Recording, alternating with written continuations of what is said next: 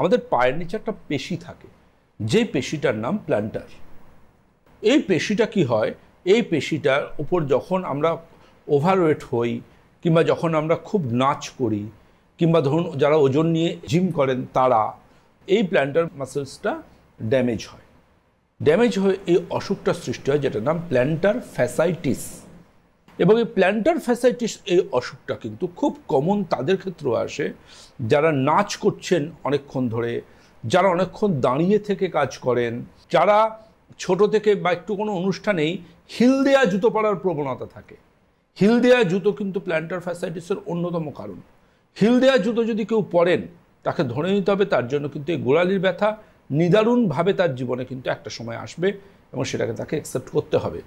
কারণ খুব গুরুত্বপূর্ণ জুতোর আর্চ ঠিক রাখা, জুতোর শেপ ঠিক রাখা, সিলিকন জুতো দেওয়া জুতো পরুন, যাই পরুন, সফট যারা জুতো হয়, এটা মনে রাখবেন।